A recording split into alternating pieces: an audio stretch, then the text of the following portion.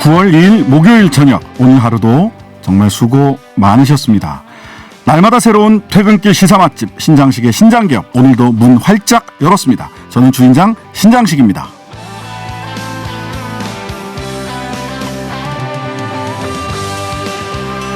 더불어민주당 대전 충남 권리당원 온라인 투표를 시작으로 내년 대선 후보를 뽑기 위한 40여일간의 경선 투표 레이스에 돌입했습니다. 오늘은 박용진 후보 만나봅니다. 지난 4.15 총선 직전 윤석열 당시 검찰총장 측근이 미래통합당에 여권 정치인에 대한 형사 고발을 사주했다는 언론 보도가 나왔습니다. 이 내용을 단독 보도한 뉴스버스 발행인 이진동 기자 모시고 직접 들어보겠습니다. 내 집은 하늘궁, 지구에서 120억 광년 떨어져 있다. 선거철마다 각종 기행과 비현실적인 공약 제시로 국민들에게 쓴웃음을 주어온 우리 허경영 씨, 제도권 정치로 편입되는 모양새라고 합니다. 경희대 김윤철 교수와 대통령의 자격 시간에 이 이야기 나눠보겠습니다.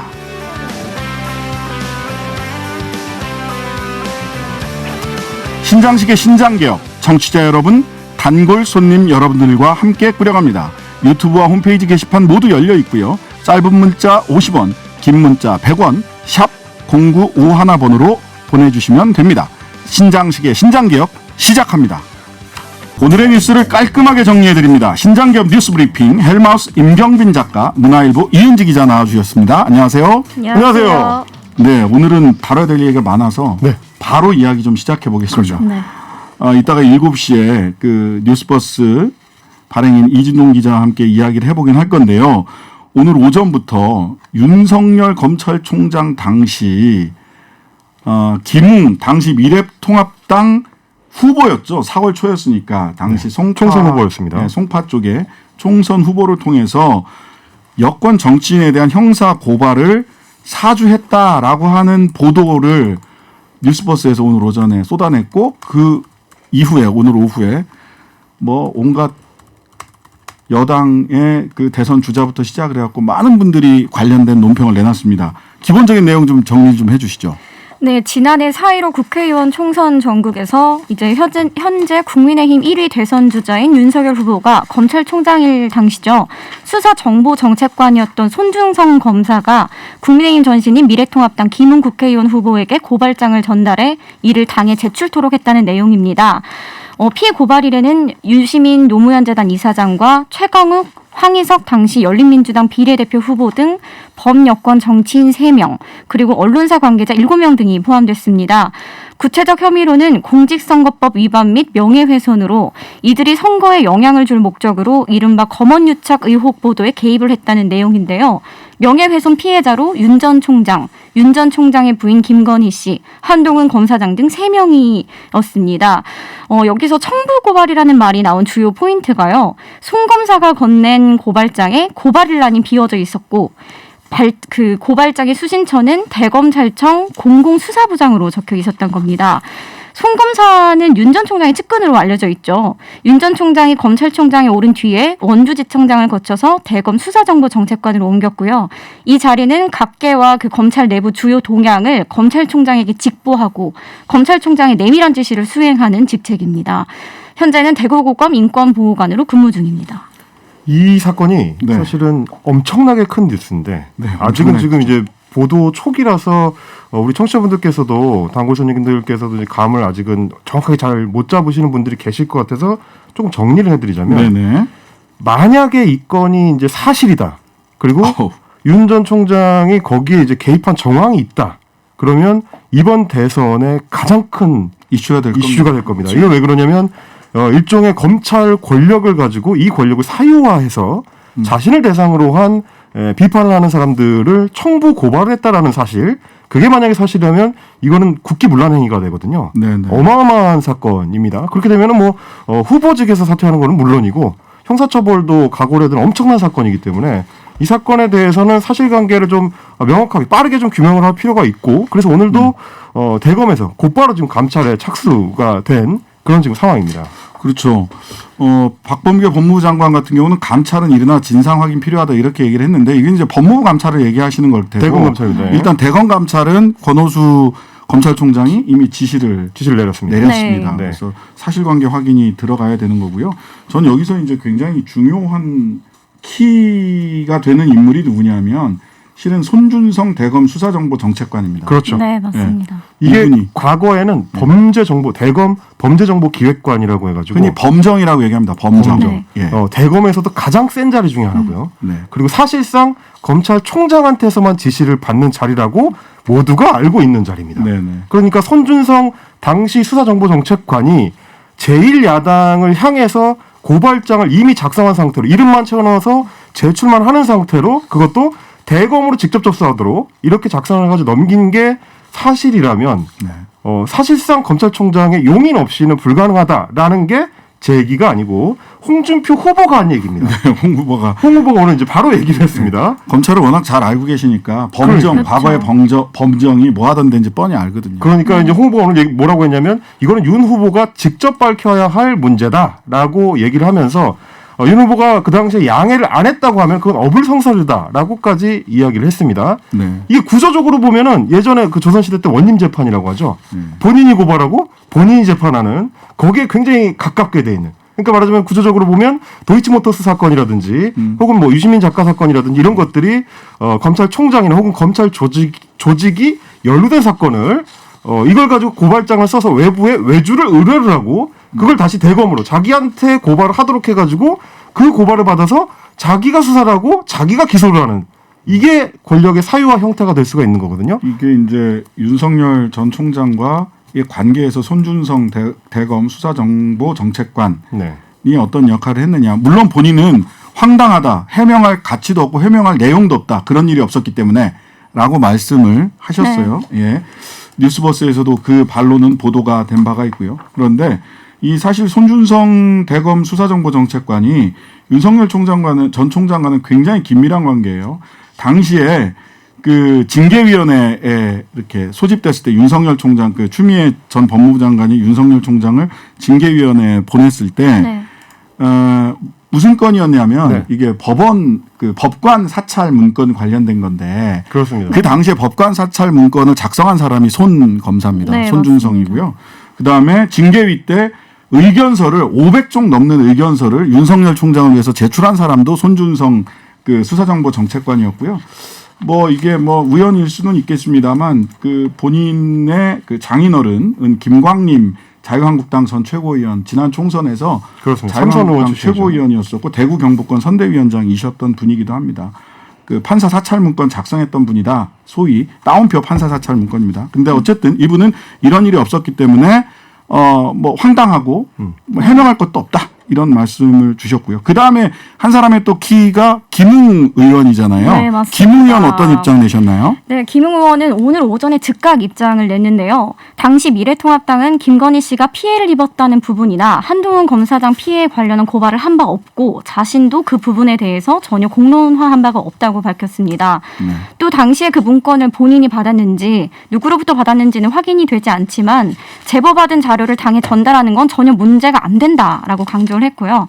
또 아울러 이 같은 공익 제보를 마치 청부 고발인 것처럼 몰아가는 것은 공익 제보를 위축시키는 것으로 심히 유감이라고 입장을 표명했습니다. 근데 이게 네. 이걸 공익 제보라고 할 수 있을까요? 이게 만약에 사실은 왜냐하면 이제 뉴스버스에서 보도를 할 때 그냥 이제 전원을 보도한 방식이 아니고 네네. 실제 그 고발장의 원본 사진을 같이 공개를 한 거거든요. 네, 그렇고 네, 증거로 받았다라고 하는 소위 제보자 X의 그렇습니다. 실명이 그대로 있는 비실명 처리가 되지 않는 판결문 또 그렇습니다. 뉴스버스에서 제공을 했더라고요. 그리고 이제 뉴스버스 측에서 밝힌 바에 따르면 김웅 의원이 포함되어 있었던 채팅방에 이제 캡처 자료도 가지고 있다. 이런 얘기들이 지금 나오고 있는 채팅방 거예요. 캡처 자료. 나오고 있는 상황이라서 이따가 이진동 그 편집장한테 추가로 취재한 게 있는지 꼭 한번 물어봐야 되겠네요. 네네. 네. 아마 헬마우스가 먼저 취재를 어떻게 하셨어요, 벌써? 이게 이 상황을 잘 모르시는 분들은 뉴스버스를 만든 이제 이진동 기자 같은 경우에 원래 이제 조선일보 시절에도 탐사 보도, 네, 탐사 전문 기자. 굉장히 좀 이게 집요하게 증거를 추적하는 기자로 알려져 있기 때문에 보도를 할 때 그냥 하지는 않았을 겁니다. 네. 맥락으로 봤을 땐 그렇고 만약에 그 고발장을 작성하고 그러니까 넘겨준 게 손준성 당시 차장검사 본인이 맞다면 이 1급이거든요. 이 대검 차장검사 1급 공무원인데 네, 맞습니다. 그분이 제1야당에 고발장을 보내주는 게 과연 공익제보로 볼 수 있는 사안이냐. 이런 부분들도 좀 따져봐야 될 것 같긴 합니다. 네. 공익신고자 보호법에 따르면 공익신고나 공익제보는 공익침해 행위가 발생하거나 발생할 우려가 있다는 사실에 대해서 그 제보를 하는 거고요. 신고를 하는 거고요. 또는 행위에 대한 수사의 단서를 제공하는 겁니다. 즉 공익이어야 돼요. 그렇죠. 그렇다면 네. 윤석열 총장 그다음에 그 부인의 명예훼손이 공익이라고 할 수 있느냐라고 하는 것도 한번 살펴봐야 되고요. 그다음에 공익신고기관은 국회의원은 공익신고기관입니다. 그러니까 공익신고를 할 수 있는 대상 기관이에요. 근데 당시 김웅 의원은 국회의원이 아니었어요. 아직 아니었죠. 후보. 네, 당시는 후보였어요. 그래서 공익신고를 받을 수 있는 기관도 아닙니다. 그래서 이게 정확하게 공익신고자 보호법상의 공익신고나 공익신고를 받았다 내가 이렇게 얘기하기는 어렵고요. 다만 이것도 공익적인 사건이야. 그래서 우리가 민원을 받았어. 이거를 폭넓게. 그냥 폭넓게 그냥 뭐 해석을. 그렇게 그냥 일상 언어처럼 했다. 내지는 비유였다라고 한다면 뭐 양해가 가능한데 이해할 수 있는데 공익신고자 제보법상의 공익신고자 보호법상의 공익신고나 공익신고 기관이라고 하기에는 엄밀한 의미에서는 해당하지 않는다라는 판단을 해볼 수 있을 것 같습니다. 그리고 지금 김용 의원의 얘기 중에 우리가 당에서 직접 고발 조치를 하지 않았다. 그러니까 말하자면 이거는 이제 사건으로 따지면 이제 미수 사건이다라는 네. 입장인 것 같은데 네. 실제로는 그 문건에 이름이 올라가 있는 최강욱 대표라든지 네. 유시민 작가라든지 MBC와 시사타파의 기자들에 대한 고발이 이루어졌습니다. 물론 이제 시민단체 명의로 이루어졌지만 네, 네. 그 과정에서 어떤 식의 교류가 있었는지까지도 아마 수사가 이루어진다면 밝혀내야 될 대목이 될 것 같습니다. 뭐 혹시 뭐 청부의 청부다 이런 얘기 하시려고 그러시는 그럴 가능성을 아마 이제 경찰이 수사를 한다면 네, 의심을 네. 하겠죠. 네. 예. 자, 윤석열 총장 측에서도 입장을 냈죠. 윤석열 총장 측에서 뭐라고 얘기를 했나요? 네, 맞습니다. 말씀하세요. 네, 윤 전 총장 측은 원래는 한 오후 한 5시까지는 전혀 공식 입장을 내지 않으시다가 이제 오후 5시가 조금 넘어서 뒤늦게 공식 입장을 냈습니다. 윤 전 총장 대선 캠프는 검찰총장 재직 중 어느 누구에 대해서도 고발 사주가 없음을 분명히 밝힌다라고 기자들에게 문자를 보냈습니다. 이제 당초에는 공식 대응을 안 하다가 이게 논란이 좀 커지니까 공식 입장을 뒤늦게 낸 것으로 보입니다. 네, 네. 저희 그 신상개혁 제작진 쪽에서도 이 윤석열 캠프 쪽에 얘기를 했는데 물어봤어요. 물어봤더니 뭐 그런 일 없다라고 단호하게 말씀을 하셨습니다. 결과적으로는 근데 이제 김웅 의원이 이야기하신 걸 보면 뭔가를 받아서 뭔가를 어딘가 그 방으로 전달을 네, 했다. 라는 점은 지금 얘기를 하고 있는 거죠. 네. 네, 이것이 성격이 그렇죠. 청부가 아니라 공익신고다라고 공익제보다. 이제 네. 얘기를 하고 있는 것이고요. 그렇다면 그 이후에 또 하나 확인돼야 될 지점은 그럼 미래통합당에서는 그거를 건네받아서 어떻게 처리했느냐. 네. 또 국민의힘 쪽에서 빠르게 좀 그렇죠. 사실관계를 밝혀야 되지 않을까 맞습니다. 하는 생각이 듭니다. 여당은 일제히 총공세에 나선 모양새입니다. 갑자기 최초로 총공세를 했던 거는 2시 10분에 있었던 이낙연 네. 후보 측의 긴급 기자회견부터 시작이 된 것 같아요. 이게 이제 맞습니다. 업계 용어로는 온 브리핑이라고 하죠. 이게 정치인들이 기자들을 따로 만나가지고 얘기할 때 이제 백 브리핑이라고 하고 네네. 온 브리핑은 정말 중요한 이슈가 터졌을 때 네. 이 정치인 본인이 직접 카메라 앞에 서서 공세를 취하는 방식인데 오늘 정말 민주당의 대선 후보들이 총출동을 한 상황이 됐습니다. 네. 네. 그래서 여권 측은 한마디로 정치 공작 범죄다. 엄정한 수사에 나서야 한다고 목소리를 높였는데요. 네. 뭐 아까 말씀하신 뭐 이낙연 전 대표는 윤 전 총장의 보복 수사와 검찰권 사유화 의혹 사건이라면서 법무부와 대검이 합동 감찰에 나서야 한다고 강하게 네. 비판을 했습니다. 자, 너무 길게 얘기했는데요. 사실은 워낙 7시에 사건이 커가지고 네, 사안이 워낙 크긴 합니다.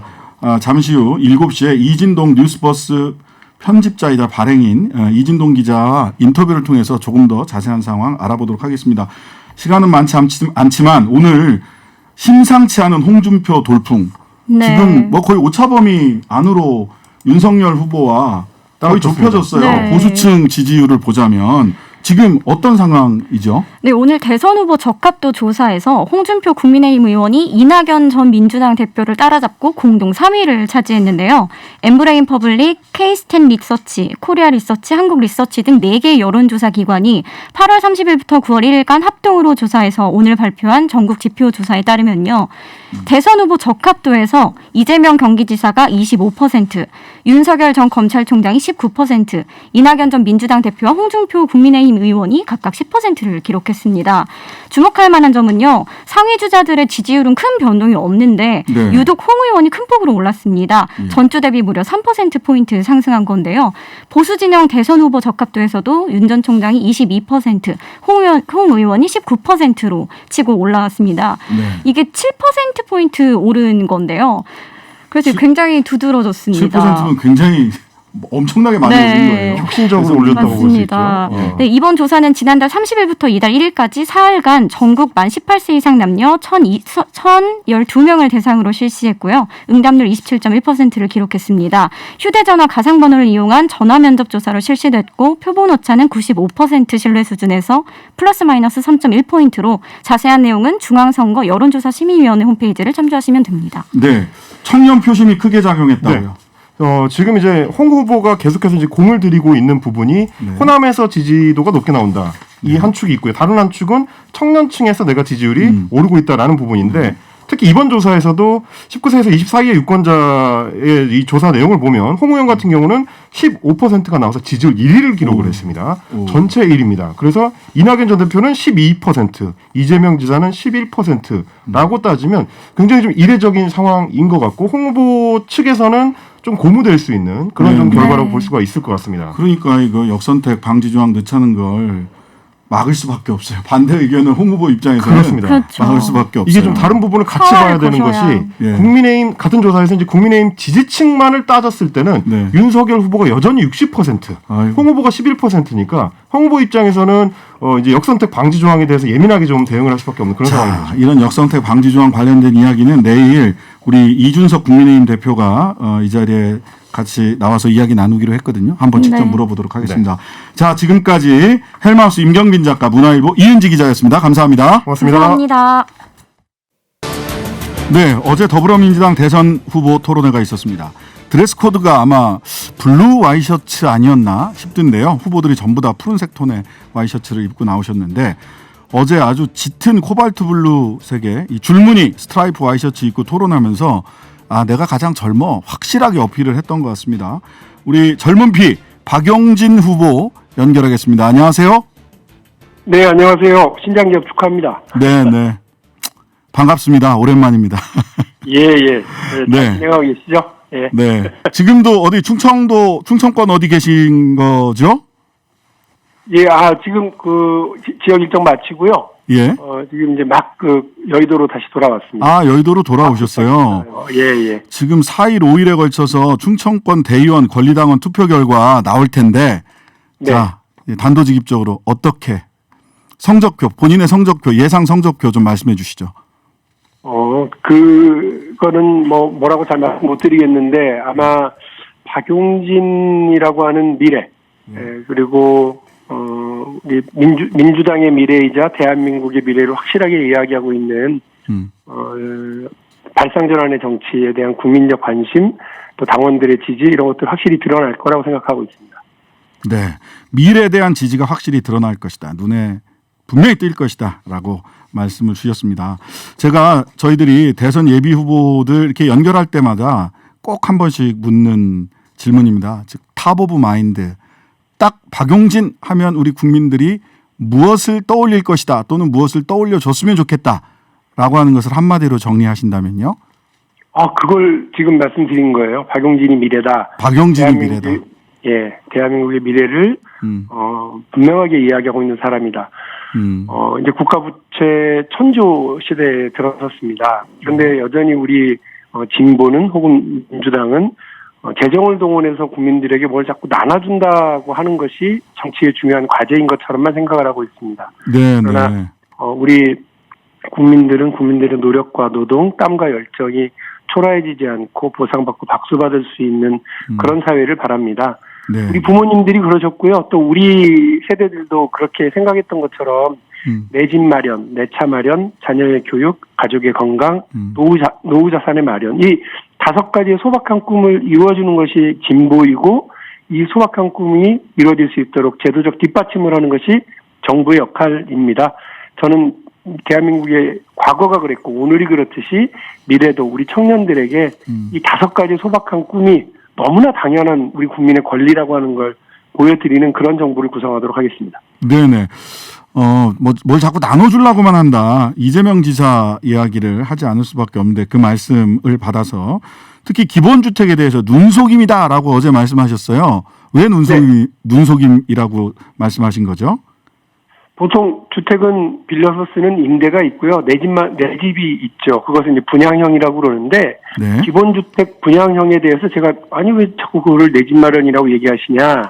왜냐하면 기본주택 분양형 이라고 하는 건 뭐 3억 정도의 보증금을 내고 매달 30만 원의 임대료를 내면서 그 건물 지분을 가져가는 거거든요. 근데 그 건물 지분이라고 하는 건 아시잖아요. 차도 오늘 딱 5천만 원짜리 차를 사면 바로 그 다음 날부터 중고차예요. 네네. 집도 마찬가지잖아요. 건물 가치는 자꾸 빠집니다. 네. 그래서 나중에 되면 제로에 수렴하는 건물 가치를 가지고 3억을 낸 건데 네. 나중에 이 3억을 돌려받을 가능성도 제가 볼 때는 거의 없고요.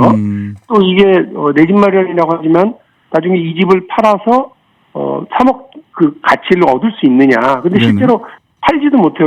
왜냐하면 땅은 공공이 가지고 있으니까. 예, 그렇죠. 이거는 사실상 그냥 임대입니다. 임대. 기본주택 임대형에 불과한데 이 부분에 대해서 뭐 싱가포르형이 어쩌고 막 이러면서 자꾸 이게 정당하고 해외 사례가 있는 것처럼 말씀을 하시는데 실제 싱가포르는 아시는 것처럼 도시국가이고 국가 땅이 90%나 있으니까 네네. 국민의 대부분이 그 국가가 땅을 가지고 있는 주인이고 그 위에 집의 건물 가치만 가지고서 내 집이라고 할 수 있는 거거든요. 네네, 그렇죠. 근데 우리는 만일에 이재명 후보가 당선이 되면 기본주택 분양형에 들어갔다. 이 내 집인 줄 알고 들어갔는데 이 집의 가치는 건물 가치는 자꾸 떨어지고 내가 낸 3억이라고 하는 돈도 돌려받지 못할 거고 돌려받더라도 다른 데는 땅값이 오르고 집값이 다 올라가지고 이익을 자산 축적과 자산의 증식이 이루어지는데 네. 이 기본주택 분양형 내 집인 줄 알고 들어왔더니 오히려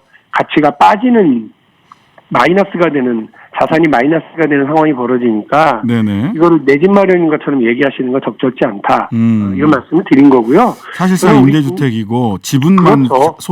지분 소유하고 있다가 결과적으로는 감가상각돼서 그 가치도 바닥에 떨어질 거다. 이런 그냥 말씀이시네요. 임대주택이다 이렇게 얘기하시면 저도 뭐 다른 말씀 드릴 네네. 필요 없다고 생각을 하는데요. 네. 적어도 우리 국민들이 내 집 마련의 소중한 꿈 이거를 하기 위해서 공공이 집을 공급하고 또 그 집에서 살 수 있도록 사다리를 놓는 거 네. 매우 중요하다고 생각합니다. 그래서 네. 방금에는 가치성장 모델, 가치성장 주택 모델이라고 하는 그 주택 공급 내 집 마련의 계획을 말씀을 드렸고 네. 그거는 땅을 그러니까 토지 지분도 공공과 내가 반반씩 가져갑니다. 그래서 나중에 다시 그 집을 우리 공공에 다시 환매를 해야 되는데 네. 판매할 때도 이익은 반반이 되는 거죠. 그러니까 여기는 전세 수준의 전세가 정도의 그 수준의 집값에 들어가고 거기서 살고 싶은 만큼 살다가 나갈 때는 다시 공공에 판매를 하는데 그때 집값이 오른 것을 반반 나누는 거니까 투기 대상이 될 수도 없고 또 안정적으로 싼 값에 살 수 있다 이런 모델을 제가 제시를 해드리는 겁니다. 환매 조건부 반반 주택 뭐 이 정도 되는 그렇죠. 건가요? 토지 반반. 예. 자, 이재명 후보 기본주택에 대해서는 눈속임다까지 이제 굉장히 강한 톤으로 비판을 하셨고요. 이낙연 후보 양극화 완화하기 위해서 토지공개념 3법, 토지 독점 규제법을 국회에 냈다 이렇게 말씀을 하니까 시장 대결주의로 가다가 총리 시절에도 계속 실패했다. 이렇게 말씀하시면서 국부펀드 공약을 내세우셨어요. 시장 대결주의로는 안 된다. 예, 국부펀드 만들자. 뭐 이런 정도 말씀이신데 좀 소개를 해주시죠. 일단 저는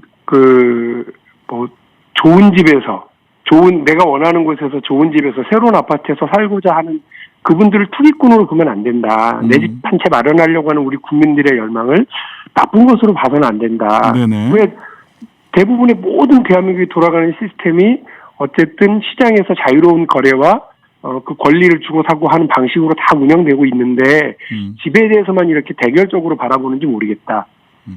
뭐 몇십억짜리 집을 사겠다. 그 능력 대신 뭐 사세요.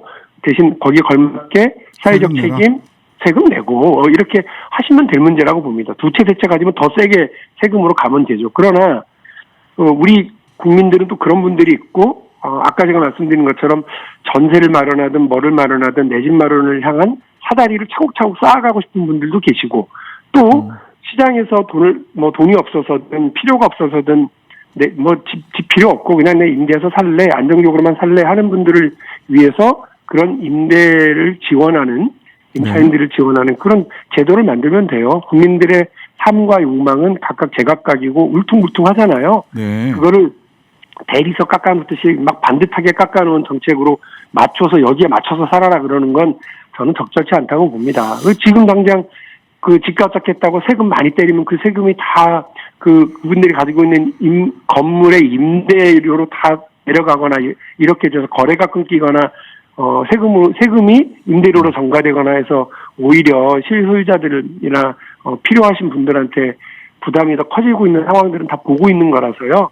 저는 이렇게 시장을 통제하고 국민들의 열망에 대해서 이거를 등한시하고 하는 방식은 적절치 않다고 생각을 합니다. 어제 주제가 자산을 어떻게 마련토록 쓸 거냐 그 부분이었기 때문에 국부펀드라고 하는 제 공약을 말씀을 드린 거고요. 네네. 그냥 쉽게 설명드리면 우리 국민들이 재테크하듯이 국가도 재테크해야 된다. 네. 언제까지 자동차 팔고 선박 팔고 반도체 팔아서 수출로만 먹고 사는 그런 나라가 아니라 국가가 가지고 있는 자산, 국가가 가지고 있는 부를 가지고 재테크하고 해외 투자 등으로 불려서 돈을 벌어들이면 된다. 그런데 국가가 이것을 운영할 때 우리 국민들도 자기 목돈, 자기 노후 자산을 마련하기 위해서 투자하고 적립할 수 있도록 해주자. 그 국민 돈을 같이 굴려주자.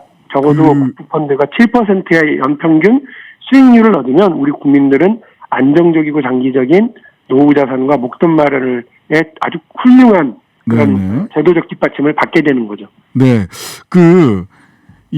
사실 시장과 시장과 정부가 어떻게 관계를 맺어야 되느냐에 대해서는 여러 가지 견해가 있을 수 있는데 시장 대결주의로 가면 안 된다라는 말씀을 주셨고 또 얼마 전에 출마한 정의당의 심상정 의원은 시장을 이기는 정부를 만들겠다 이렇게 얘기를 하셨고 조정훈 의원은 또 거기를 받아가지고 시대전환 조정훈 의원은 시장을 거스르는 게 아니라 파도 타기를 하듯이 타고 넘어가는 것이다.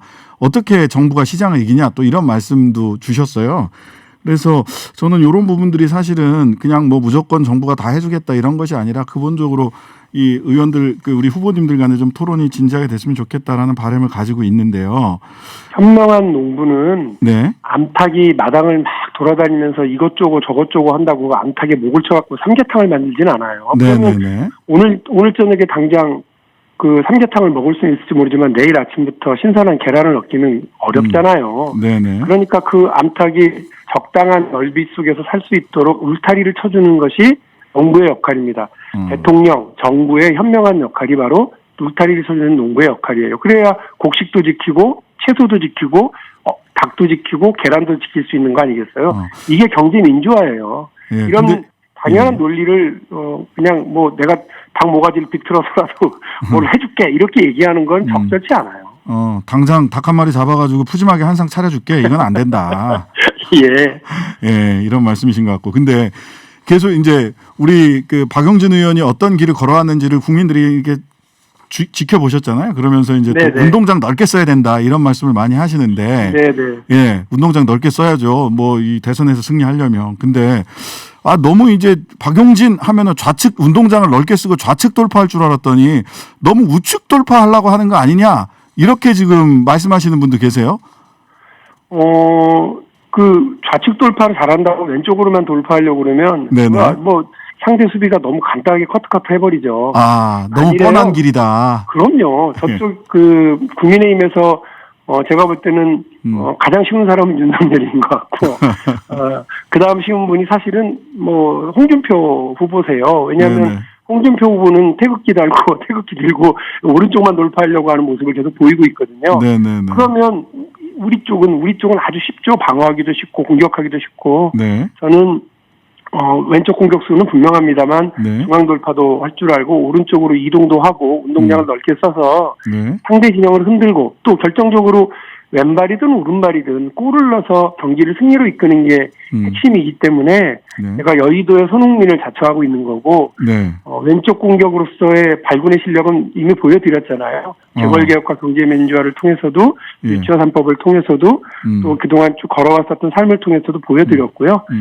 운동량을 넓게 써서 우리 국민의 삶을 보다 풍요롭게 변화시키는 거, 대한민국이 그냥 오늘 하루 장미꽃처럼 활짝 피고 끝나는 게 아니라 네. 어느 날 아침에 일어나 보니까 선진국이라는 거 아니에요? 네네. 어느 날 아침에 또 일어나 보니까 벚꽃 지듯이 화르륵 져버리면 안 되고 네네. 우리 후배들, 우리 자손들까지도 장미꽃이 계속해서 피는 화려한 나날의 대한민국을 만들어갈 수 있도록 하려면 네. 운동장 넓게 쓰고 미래를 준비하고 네. 오늘 당장 박수 받고 표 많이 받을 생각으로 아무 말이나 막 하거나 아무 약속을 막 내놓는 게 아니라 네. 이렇게 넓게 보고 운동장 넓게 쓰고 길게 바라보는 정치가 저는 필요하다는 생각입니다.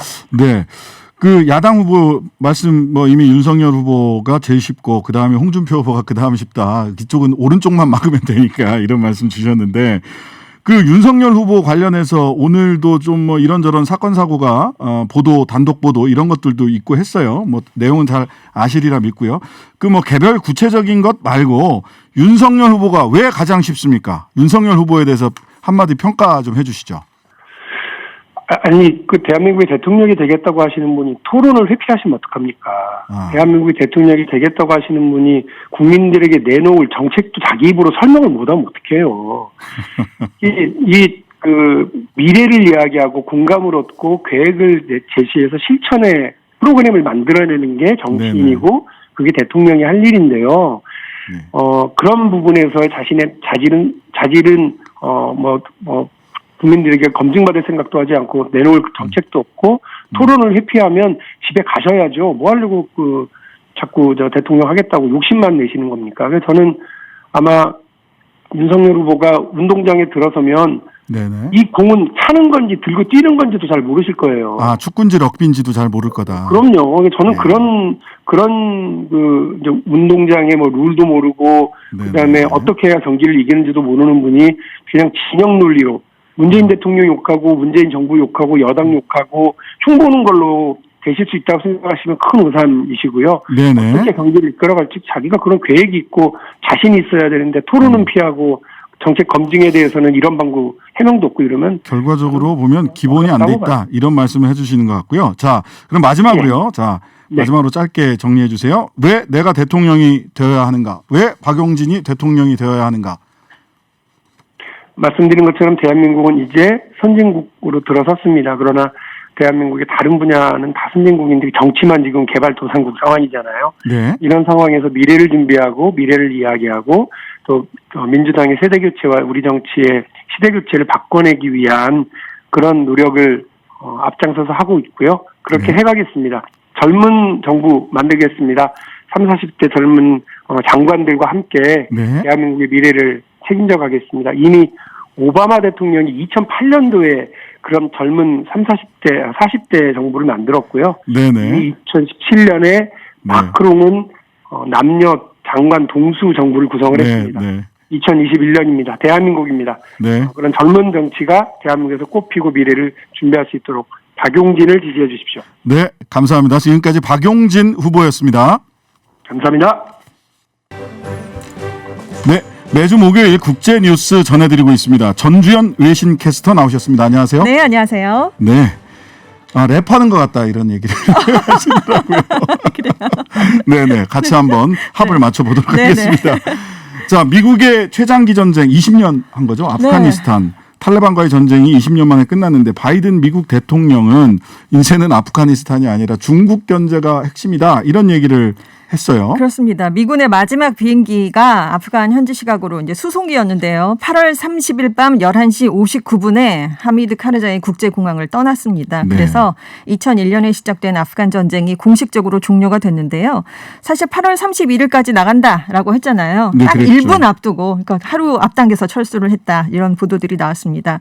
왜냐하면 이제 철수 막판에 IS 호라산에 테러가 있었잖아요. 근데도 네. 추가 테러가 계속 우려가 됐기 때문에 그게 좀 빨리 떠나게 됐습니다. 미국이 대피 작전이 본격화한 게 지난달 14일부터였는데 그 이후에 12만 3천 명이 아프간을 탈출했다. 그리고 이 중에 미국인은 6천 명이었다. 이렇게 설명을 했습니다. 그리고 100명에서 200명 사이의 미국인이 탈출을 하지 못했다라고 발표를 하면서 앞으로 외교적인 노력을 통해서 이들을 데려오기 위해서 계속 노력하겠다. 이렇게 얘기를 했습니다. 네. 아프간전이 정말 오래 끌었잖아요. 9.11 테러 배후로 이제 오사마 빈 라덴이 알카에다 수장이었는데 지목이 되면서 그때 이제 탈레반이 이제 아프간을 집권하고 있었으니까 인도해라라고 네. 미국이 요구를 했는데 탈레반이 거부를 했습니다. 그러니까 미국 동맹국들이 아프간을 침공하면서 시작이 된 전쟁이었는데요. 곧바로 탈레반이 굉장히 빠르게 축출이 됐죠. 그래서 친미 정권이 세워졌었고 2011년 5월에는 그 침공의 목표였던 빈 라덴을 사살하는 데 성공을 했습니다. 그런데 이후에 미국이 전쟁 목표를 좀 바꿨어요. 탈레반 소멸, 미국식 민주주의 정부 수립 이렇게 바꾸면서 지금 10년 이상을 탈레반의 게릴라전과 대치하면서 전쟁을 계속 이어왔습니다. 그러다가 이제 트럼프 전 대통령이 작년에 탈레반하고 협상을 했잖아요. 그랬죠. 네, 그래서 2월에 올해 5월 1일까지 철군하겠다 이렇게 합의를 했는데 바이든 대통령이 올해 1월에 취임을 했는데 이 결정을 뒤집진 않았습니다. 그리고 이제 뭐 9.11까지 나간다고 했다가 그 철수 시기를 더 앞당겨서 8월 31일로 못을 박았는데요. 그런데 이제 미국의 오판이 여기서 시작이 됐죠. 최소 연말까지는 친미 성향의 아프간 정부군이 버텨줄 것이다 이렇게 생각을 했는데 이게 크나큰 오판이었던 게 이번에 드러났고요. 그리고 이제 탈레반이 굉장히 빠르게 아프간을 장악을 하면서 미군이 막판에 철군을 하고 민간인을 대피시키는데 정말 엄청난 혼란이 발생됐습니다. 결과적으로 이제 희생된 사람 수를 집계해 보면 한 17만 명 정도나 돼요. 근데 아프간 측의 피해가 16만여 명, 그러니까 거의 대부분이고요. 미군 2,400여 명을 비롯해서 미국과 서방 동맹국 희생자도 7천여 명에 이르고 있습니다. 그리고 전쟁 비용이 어마어마했죠. 1조 달러, 우리 돈으로 1,165조 원을 지금 아프간에 쏟아부었는데도 결국 아프간을 재건하는 데는 실패했습니다. 그러니까 아프가니스탄 전체를 그 친미 정권이 그 룰링 이렇게 했다기보다는 네. 통치했다기보다는 카불만 통치한 거 아닌가 하는 생각이 들 정도로 카불과 일부 북부 지역 정도였죠. 예, 그랬다는 생각이 들고요. 네네. 이 그 아프간 종전 맞아서 바이든 대통령이 대국민 연설하면서 이제 대규모 군사 작전 시대 끝났다. 네. 하지만 중국과의 경쟁은 계속 집중한다. 그렇습니다. 그래서 군사 작전으로는 경쟁 안 하고 그럼 다른 걸로 경쟁한다는 얘기예요. 그러니까요. 지금 대중국 경쟁은 계속 벌이고 있고요. 그래서 지금 아프간전은 끝났는데 바이든 미국 대통령의 전쟁은 이제 시작이다. 이런 헤드라인들이 나왔어요. 그래서 8월 31일에 바이든 대통령이 대국민 연설을 했는데 아프간전 종전 결정은 미국을 위한 옳은 최선의 결정이었다라는 점을 강조를 했습니다. 그리고 이제 다른 나라에 말씀하신 것처럼 다른 나라 재건을 위한 장기간의 해외 군사 작전을 하지 않겠다. 중국 또 러시아와의 경쟁에서 미국의 핵심 이익을 지키는데 국가 역량을 집중하겠다라고 발표를 했습니다. 하지만 미국 정치권에서는 지금 정부의 판단 착오라든가 혼란에 대한 비판 여론이 굉장히 높아요. 그래서 지금 청문회를 의회가 준비하고 있고요. 그리고 이제 아프간에 남은 미국인들하고 아프간인 협력자들이 있는데 이걸 정부가 정기적으로 파악을 해서 의회에 보고해라라는 법안도 지금 준비를 하고 있습니다. 굉장히 어려운 법안이긴 그렇죠. 그리고 바이든 대통령 지지율이 이제 탈레반이 아프간을 이제 거의 점령한 이후에 계속 떨어지고 있었는데 그래도 이제 취임 후에 50%대였잖아요. 근데 지난달 27일에서 29일에 실시한 여론조사를 해봤더니 긍정평가가 48%, 부정평가가 49%였습니다. 그러니까 부정적인 여론이 긍정적 여론을 넘어서는 이른바 데드크로스까지 발생을 한 상황입니다. 네네. 어떻게 헤쳐나갈지 잘 지켜보고요. 세계보건기구가 콜롬비아발 코로나19 변이인 뮤 변이를 관심 변이로 지정했죠. 백신의 면역 효능을 축소시킬 수도 있다라는 우려를 나타내는데 이거 어떻게 봐야 됩니까? 우리도 그러니까 긴장해야 되는 거죠? 긴장을 할 수밖에 없어요. 지금 WHO가 이제 특별하게 좀 봐야 될 걸 우려 변이, 그러니까 델타 변이가 여기에 속하고 있고요. 여기보다는 한 단계 낮은 변이들을 관심 변이로 분류를 하고 있는데 지금 여기 5개 정도가 있습니다. 근데 지금 뮤까지 추가가 되면서 5개가 된 건데요. 이 뮤 변이가 1월에 콜롬비아에서 처음 처음 보고가 됐어요. 네. 근데 그동안 남미에서 굉장히 많이 퍼졌었고 유럽을 이제 중심으로 총 39개국에서 발견이 됐는데 지금 일본에서 어제 미유 변이가 처음 보고가 됐거든요. 예, 지금 맞습니다. 6월에서 7월간에 이제 일본에 들어왔던 공항 검역소에 들어왔던 사람 2명에게서 이게 확진 판정이 나왔는데 지금 일본 그리고 앞서 홍콩에서도 미유 변이 확진자가 나왔거든요. 그래서 네. 동아시아권에 이게 확산되는 게 아닌가 이런 우려가 나오고 있습니다. 그런데 백신을 맞으셨던 분들도 걸렸고 네. 백신을 맞으셨던 분들 중에 사망자도 나온 경우도 있거든요. 그러니까 지금 WHO가 굉장히 우려한다 이런 얘기를 하면서 주목을 하고 있습니다. 네, 우리도 걱정을 하지 않을 수 없네요. 네. 짧게 이제 한 뭐 30초 정도 남았는데요. 네. 미국 텍사스주에서 임신 6주 이후 낙태를 제한하는 법이 1일부터 시행에 들어간다고 하는데 네네. 이거 워낙 텍사스주가 보수적인 보수적이죠. 동네이긴 하지만 좀 네네. 심하다 싶은 정도로 보수적인 법안이 통과가 됐어요. 그러니까 초음파 검사 장비를 이용해야 아이의 심장 박동수가 느껴지는 게 6주 정도라고 합니다. 근데 네네. 이제 여기에서 가장 핵심이 강간이나 근친상간에 따른 임신의 경우에도 중절이 허용되지 않는다는 데 있어요. 그래서 네네. 지금 사람들이 앞으로 소송을 임신 중절 수술을 아예 하지 말아라라고 그냥 불가능한데? 강제하는 법안이 아니냐 이렇게 이런 얘기가 예. 나오고 있습니다. 네, 지금까지 전주현 외신 캐스터와 함께 이야기 나눠봤습니다. 감사합니다. 네, 감사합니다. 네, 어제 청와대는 SNS를 통해 2018년 김정은 북한 국무위원장이 선물한 풍산개 고미가 낳은 강아지 아름, 다운, 우리, 강산, 봄, 여름, 가을, 겨울 7마리의 사진을 올렸습니다. 희망하는 지자체가 있으면 2마리씩 분양하겠다는 말도 덧붙였습니다. 이를 두고 대통령이 사생활을 즐기고 있을 때가 아니라는 비판의 목소리와 대통령에게도 사생활이 있다. 남북 화해를 다시 떠올리게 하는 것인데 무슨 문제가 있느냐라는 목소리가 함께 나왔습니다. 더불어민주당 김승원 의원이 SNS에 올린 GSGG라는 영어 표기에 대해서는 이거 개와 관련된 욕설이 아니냐는 힐난의 보도도 이어졌습니다. 오늘 아침에는요, 논뚝길을 걷던 92세의 할머니가 쓰러져서 실종된 지 이틀 만에 할머니 곁을 내내 지키던 반려견의 체온 덕에 열화상 카메라에 그 할머니가 포착돼서 무사히 가족품으로 돌아왔다는 소식도 들어왔습니다. 유기견이었던 이 백구는 3년 전 대형 개에 물려 위험에 처했을 때 가족들이 구해주면서 인연을 맺었다고 합니다. 순박한 눈매의 강아지들에게 무슨 죄가 있겠습니까? 자신의 주장을 위해 굳이 백구를 끌어들이는 사람들의 삐딱한 시선이 문제라는 생각을 하게 되는 신장식의 오늘입니다. 백구는 죄가 없다.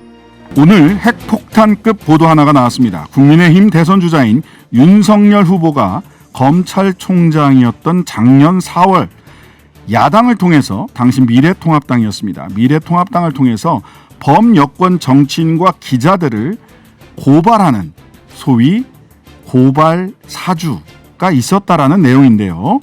이 내용을 단독 보도한 탐사보도 전문 매체 뉴스버스 발행인 이진동 기자를 전화로 연결합니다. 기자님 안녕하세요. 예, 안녕하십니까. 네. 시간이 많지 않으니까요. 바로 질문 좀 드리겠습니다. 해당 보도 네네. 핵심 내용 먼저 소개 좀 해주시죠. 예, 그러니까 작년 총선이죠. 국회의원 선거를 앞두고 윤석열 검찰총장의 어떤 그 지시를 받는 것으로 추정되는 네. 대검 수사정보정책관이 당시 미래통합당 송파갑 후보로 출마했던 김웅 의원, 네. 현재 국민의힘 의원인데요. 이분에게 고발장을 전달해서 고발을 사주한 사실이 있습니다. 네네. 네. 그런데 그 내용이 네. 그 당시 여권 유력 정치인들 3명, 3명과 언론사 기자들 7명, 그리고 등에서 모두 11명을 공직선거법 위반과 명예훼손 혐의로 고발토록 하는 그런 내용입니다. 네네. 그런데 이 내용에 대해서 우선 네. 김웅 의원은 네. 공익 제보를 위축시킬 수 있다. 공익 제보가 있을 수는 있었지만 고발을 사주받은 사실은 없다. 어쨌든 뭔가를 정확하게 기억나진 않지만 그러한 공익 제보가 들어왔을 때 이것을 당에다가 전달한 것은 있지만 본인이 사주를 받았다 이런 건 아니다라고 부인을 했습니다. 네. 이 부분에 대해서는 어떻게? 김웅원의 그 공익 제보라는 건 좀 어폐가 있는 듯합니다. 네네. 당시 김웅원은 당시 국회의원 신분도 아니었고 미래통합당 후보 신분이었습니다. 네네. 그런데 공익 제보자 또 하필 그 네. 공익 제보를 한 사람이 검사 그리고 대검의 그 당시에 총장의 오른팔 그리고 복심 이렇게 불리던 그런 어떤 직책을 갖고 있던 수사정보정책관이었고. 예, 뭐 이미 언론에 나왔으니까 손준성 대검 수사정보정책관이었죠. 그 김웅 의원이랑 그렇죠. 둘이 연수원 동기라는 거죠. 네, 맞습니다. 예. 네. 네, 그렇죠. 그래서 김웅 의원의 얘기는 네. 상황적으로 말이 맞지 않다 이렇게 보고 있고요. 네네. 그리고 일단 전달받은 사실은 인정을 했지 않습니까? 네네네. 그것을 뭐라고 부르든 간에 명칭과 관계없이 그렇죠. 그런 내용을 전달받은 사실은 인정을 했다. 이렇게 해석해야 된다라는 말씀이시죠? 그렇죠. 그럼 공익제보냐, 소위 청부고발이냐인데 네네. 저희들한테 증거가 있습니다. 네. 그 부분 좀 여쭤볼게요. 그 네. 고발장과 입증 자료 어떻게 입수를 하게 되셨나요? 그러니까 저희 이제 뉴스버스 소속의 전혁수 기자가 있는데요. 네. 취재 과정에서 취재원에게 획득한 것입니다. 네네. 전적으로 제보라기보다는 네. 저희들 그 일상 취재가 좀 그렇듯이 네. 대화 과정에서 나온 얘기를 듣고 네. 사실로 확인을 했고요. 네네. 그래서 그 과정에서 취재를 통해서 획득했다. 이렇게 보시면 될 것 같습니다. 자, 그러면 또 하나 이제 질문을 차근차근 사실관계를 확인해야 되니까 그렇다면 취재 과정에서 취재원에게 획득한 것이다. 이 증거가 제시한 증거가 고발장 그다음에 고발장에 첨부된 증거 자료들을 전부 다 이렇게 가지고 있다. 이런 취지로 전 기사를 읽었는데 그 네. 증거가 허위가 아니고 조작된 것이 아니라 실제로 김웅 의원에게 건네진 자료다라는 건 네. 믿을만 합니까? 충분히 믿을만 합니다. 저희들이 팩트 검증도 하지만 네네. 취재원의 신뢰 검증도 하고 네네. 아까도 제가 말씀드렸듯이 김웅 의원이 위법성을 인식하에 네. 받았다는 걸 명확히 입증하게 될 것입니다. 저희 취재된 내용을 보도하면서 네네. 그런 부분들이 입증되지 않을까 이렇게 생각이 됩니다. 그러면 이제 후속 취재하고 후속 보도가 지금 준비되고 있다는 말씀으로 제가 들리는데 후속 네, 보도가 그렇습니다. 지금 어떤 내용으로 지금 준비되고 있나요? 일단은 고발장의 내용들이 구체적으로 나오지 않았잖아요. 네네, 그렇습니다. 고발장에 표지만 들어가 나왔죠. 있는 예, 내용들, 예. 네네. 고발장에 들어가 있는 내용들을 분석하는 기사들이 예정돼 있고요. 고발장 내용 후속 보도는 그렇죠. 네.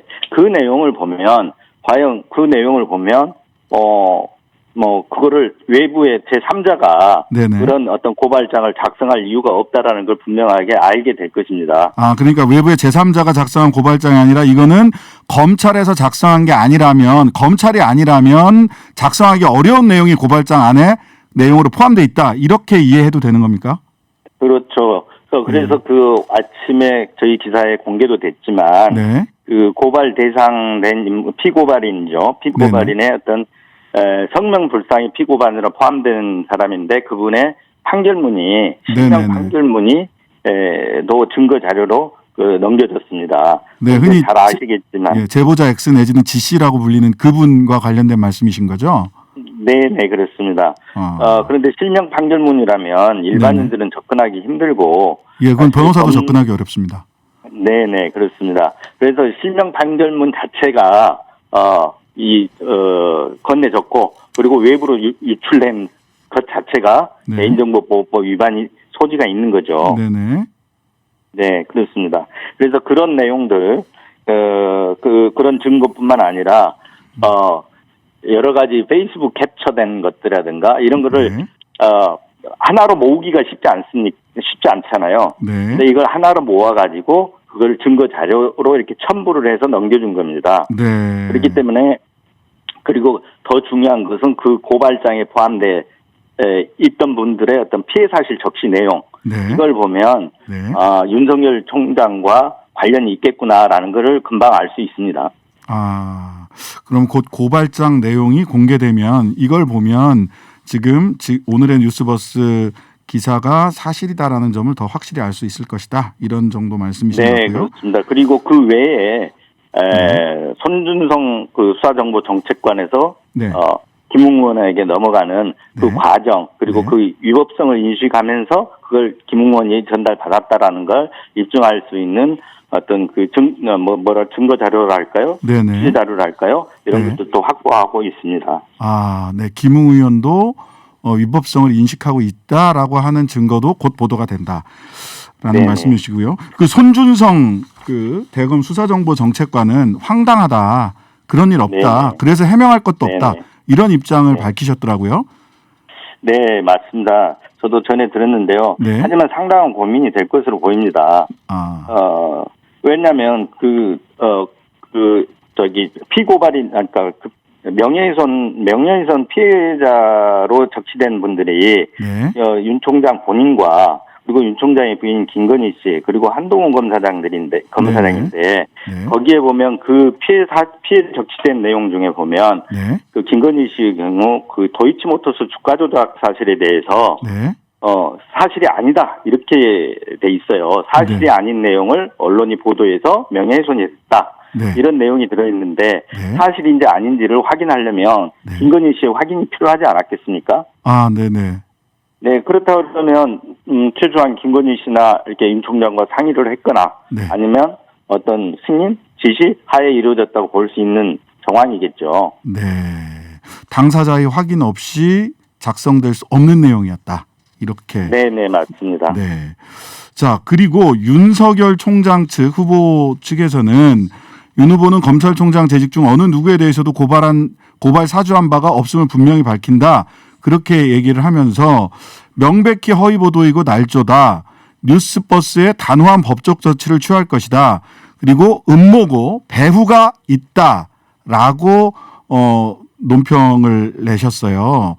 이 부분에 대해서는 어떤 말씀 주시겠습니까?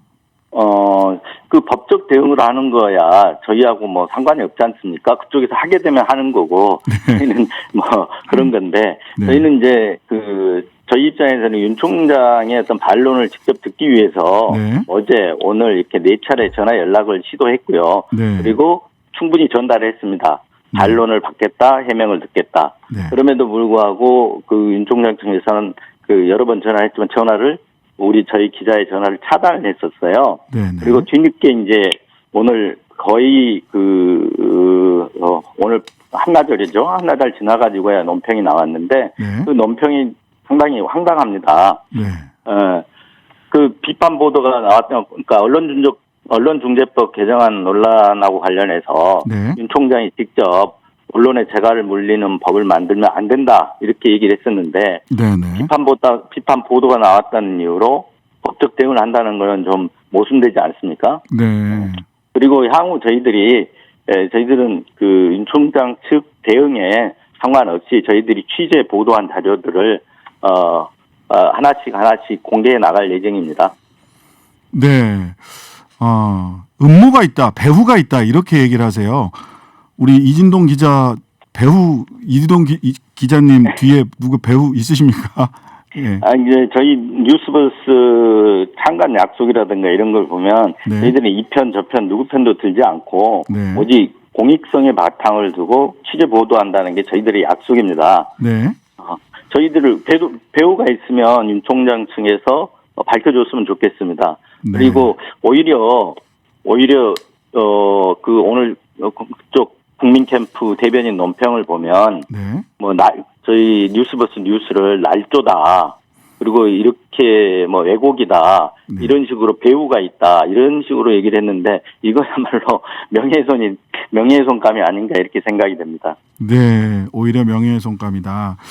네. 제가 한 가지만 더 제가 보기에는 이 키가 국민들도 이렇게 잘 지켜보실 텐데 손준성 대검 수사정보정책관이 실제로 윤 총장과 상의를 했고 그다음에 김웅 의원에게 본인이 직접 전달을 했다면 사실은 굉장히 가장 중요한 역할을 했다라고 볼 수 있는 게 손준성 대검 수사정보정책관이잖아요. 네, 맞습니다. 예. 근데 이분에 대해서 그러니까 이 가장 키 역할을 했던 이분에 대해서 취재가 어느 정도까지 저 보면 검찰 조직체계상 윤 전 총장의 지시나 묵인 없이 독단적으로 행동하기 어렵다라고 기사를 작성을 하셨어요. 이렇게 네네. 보는 근거를 좀 말씀을 해주셨으면 좋겠습니다. 그 수사정보정책관 자리라는 게 네. 직제상 판제로는 대검 차장을 보좌하는 걸로 되어 있습니다. 검찰청 사무규정이라는 걸 보면. 네. 그런데 실제 운영상에서는 검찰총장의 어떤 수족이라고 보면 맞습니다. 네. 네. 검찰총장의 어떤 은밀한 오더, 내밀한 지시사항을 수행하거나 그리고 각계 동향 정보를 수집해서 총장에게 직보하는 그런 자리입니다. 네. 그러니까 삼성으로 치면 아무래도 그 미전실 정도 역할이라고 할까요? 미래전략실.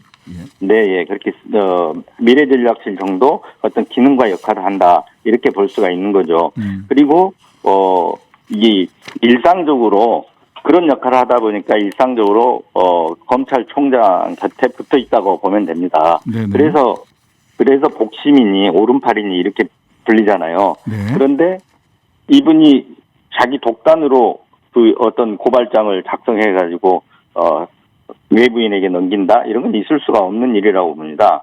그리고 네네. 무엇보다도 네. 아까도 설명을 했지만 고발장에 나와 있는 네. 김건희 씨 피해 사실 적시 부분 네네. 그리고 윤 총장, 김건희 씨, 한동훈 검사에 대한 피해 사실들이 거기 고발장에 나와 있는데 네. 윤 총장 본인이나 김건희 씨한테 이런 상의도 없이 내지는 그런 의견도 물어보지도 않고 독단적으로 고발장을 넘겨줬다? 이거는 있을 수가 없는 일이죠. 일단 김웅원 측에서는 뭔가를 받아서 전달했다라는 것까지는 인정을 하지 않습니까? 네네. 근데 네. 이제 누구한테 뭘 받았다는 얘기는 지금 하고 있지 않으시고요. 그런데 그 부분은 지금 저희들이 예. 취재된 자료로서 보도할 예정입니다. 충분히 즉 손준성 대검 정책기획관이 수사정책기획관이 이걸 작성해서 건넸다라고 하는 충분한 입증 자료를 가지고 있으시다라는 얘기인가요? 예, 일부 오늘 저희 기사도 자세히 보시면 나와 있겠지만 네네. 아까 그 제보자 X라고 했던 분의 그 판결문 있지 않습니까? 네네네. 그 판결문도 손준성 수사정보 책임관에서 이렇게 김웅원에게 건네졌는데 네. 그게 SNS 메신저로 건네지다 보니까 이게 그 이외에 손준성 보냄이라는 이름이 또 있습니다. 네. SNS로 건네진 증거가 있다. 네, 예, 그렇죠. 그리고 그래서 저희 뉴스버스 홈페이지에 들어와서 보시면 네. 기사에 그 판결문 위에 손준성 보냄이라고 적힌 걸 확인하실 수 있습니다. 예, 저도 그 기사 봤는데 그건 그냥 이 제목이나 이거를 자료를 설명하기 위해서 달아놓은 건 줄 알았더니 그게 아니라 그게 SNS를 캡처한 거다. 이런 취지시군요. 네, 바로 그 휴대폰 캡처 화면입니다. 마치 이게 저희들이 CG로 그려놓은 것처럼 이렇게. 예, 저도 그렇게 이해했습니다. 보이시나 본데 그건 아니고 그대로 캡처하는 화면입니다. 네, 후속 기사들 준비하고 있는 후속 기사들 내용까지 좀 여러 가지로 말씀을 주셨는데요. 이 사건 어떤 의미가 있다. 정치적으로 그다음에 그 검찰과 관련해서 어떤 의미가 있다라고 보시는지 의견 좀 정리해 주시죠. 일단은 그 총선을 코앞에 두고 나서 이루어진 일이지 않습니까? 그래서 당시가 법정 선거운동 기간이었습니다. 네네. 법정 선거운동 기간에 특정 정치인에 대해서 고발을 이렇게 야당 측에 사주해서 고발을 해달라 이렇게 했다면 특정 정치인의 어떤 그 선거 당락이라든가 이런 거에 영향을 충분히 미치는 일이라고 보입니다. 그래서 공직선거법 위반 문제도 있지만 무엇보다도 그 당시에 검찰이 그런 식의 개입을 했다라는 거는 과거의 어떤 국정원의 그런 그 정치 공작 이런 어떤 걸 떠올리게 하는 부패나 악습을 떠올리게 하는 그런 어떤 공작적 행위라고 이렇게 볼 수 있고요. 그래서 명백한 정치 공작으로 하나 규정이 될 수 있겠고 또 하나는 그 그 아까 피해 사실 적시 부분을 보면 알겠지만 네. 피해자로 이렇게 나온 분들이 윤석열 검찰총장, 김건희 씨, 한동훈 검사장이지 않습니까? 네네. 그런데 본인들이 직접 피해가 있었으면 직접 뭐 고발을 한다든가 이래도 되는데 그 대검의 어떤 중요한 어떤 그 기능을 이용해 가지고 야당이 사주를 했지 않습니까? 네. 이렇게 본다면 어떤 검찰권의 사유와 네. 이렇게 해석할 수도 있는 거죠. 네. 그런 문제들에 대해서는 앞으로도 앞으로도 공론화가 돼서 네. 충분히 논의가 되어야 될 것으로 보입니다. 네네. 후속 보도 기다리겠습니다. 윤석열 후보 캠프 측이나 김웅 의원 측에는 저희들이 계속해서 반론 내지는 주장을 듣기 위해서 계속해서 연락을 드렸습니다만 오늘까지는 연결이 되지 않았습니다. 언제든지 마이크를 열어놓고 기다리고 있으니까요. 김웅 의원 또는 윤석열 캠프 측에서는 언제든지 저희 마이크 앞으로 나와주셨으면 감사하겠습니다. 네, 이진동 기자님 감사합니다. 예, 지금까지 이진동 기자였습니다. 네. 한 주간 회자된 화제의 말, 좋은 말, 나쁜 말, 이상한 말, 그중 최고의 말을 뽑는 시간입니다. 상근 장원급제, 상장급제. 네. 너무 억지로 만든 말 아닌가요? 이 정도면 그냥 장원급제 할까요? 장원급제 좋은 것 같아요, 저는. 네. 예, 어쨌든 상근이 되신 거를 우리 MC 장원 축하드리고요. 아, 예, 제 꿈이었습니다. 네, 말말말의 심사위원 미디어 전문 기자 정상근 기자. 네, 반갑습니다. 계시고요. 비유의 달인 되셔야 됩니다. 네. MC 장원 모셨습니다. 어서 오세요. 안녕하세요. 반갑습니다. MC 장원입니다. 네, 바로 들어가겠습니다. 첫 번째 후보 역시 우리의 마르지 않는 샘. 감사패라도 드려야 될 것 같아요. 그러니까요. 귀하는 두테르테의 하수인. 홍준표 국민의힘 대선 예비 후보의 말씀입니다. 역시 이번 주에도 어떤 맥락에서 나왔던 이야기인지 우리 정상근 기자님 설명 좀 해주시죠. 네, 이 말이 나오게 된 사건 자체는 굉장히 이제 국민적 분노를 일으켰던 사건입니다. 네. 20개월 영아살인 사건과 관련해서 이 홍준표 의원이 SNS에 글을 올렸는데 정말 끔찍한 범죄이긴 하죠. 근데 이에 대해서 홍준표 의원이 본인이 대통령이 되면 반드시 이런 X는 사형을 시키겠다 이렇게 적었습니다. 그런데 이 발언에 대해서 이제 기자들이 윤석열 전 검찰총장에게 물어봤는데 윤석열 전 총장이 기자들한테 이렇게 얘기를 했어요. 행정부 수반인 대통령이 형사처벌과 관련한 사법집행에 대해 언급하는 것은 어떻게 보면 좀 두테르테식이다. 네, 이렇게 얘기를 한 겁니다. 의문의 일패. 네. 그러자 홍준표 의원이 역시 가만히 있지 않았는데요. 자신 SNS에 또 다시 글을 써서 형사소송법에 의거해서 사형 집행을 하겠다는 본인을 이 두테르테에 비교하는 어처구니 없는 발언이다라고 비판을 했고 그러면서 이 자신부터 문재인 대통령 지시로 이 보수우파 괴멸 수사에 앞장섰던 이 지난날 적폐 수사를 반성하고 국민 앞에 석고대자는 것이 순서다라고 얘기를 했고요. 그리고 오히려 문재인 대통령이 두테르테처럼 수사 지시를 하고 윤석열 전 총장은 이 하수인처럼 이 정치 수사를 감행했다 이렇게 비판하기도 했습니다. 아니 그러니까 의문의 일패라고 두테르테 대통령이 네. 이거 이렇게 악당입니까? 네. 그렇게 받아들여도 되는 거예요? 남의 나라 정상한테 이렇게 얘기해도 되는 거예요? 그러니까요. 예, 다들 잘 아시고 계시겠지만 이 필리핀의 두테르테 대통령은 취임 이후에 마약과의 전쟁을 선포하고 마약 용의자를 현장에서 사살하는 직결 처형식 대책으로 이제 추진을 해서 논란을 일으킨 인물이고요. 네. 이 초법적인 권력 사용 그리고 인권 유린 등의 의혹으로 이제 국제적으로 비판을 받는 건 사실이지만 네. 필리핀 국민들에 의해서 뽑힌 일국의 대통령입니다. 네. 대한민국의 대통령을 꿈꾸는 이 후보가 이 표현을 할 때는 굉장히 좀 조심스러웠어야 하는 부분이거든요. 아니 나중에 대통령이 돼서 정상회담할 때 두테르테 대통령 만나면 뭐라고 하시려고 그러는지. 그러니까 두테르테 전 대통령에 대해서 이렇게 우리끼리는 이렇게 비판을 할 수도 있고 어떤 부분에 대해서 그럴 수도 있지만 국회의원 선거까지도 그럴 수 있지만 대선에서 대통령을 준비하는 정상이어서. 그러니까 만약에 이제 가정하에 대통령이 돼서 이제 수교국입니다. 필리핀이 1949년에 우리나라하고 맞아요. 쳤어요. 일찍 수교했어요. 그러니까 70년이 넘었습니다. 그러니까 대표적인 우방국 중에 하나예요. 그러니까 만날 일이 충분히 당연히 있을 수 있거든요. 그 만나면 어떻게 혹시라도 두테르테 대통령이 이 사실에 대해서 알고 있다면 그 눈빛을 피하려면 또 이렇게 고개를 돌리시면서 피하시려나 모르겠는데. 네네.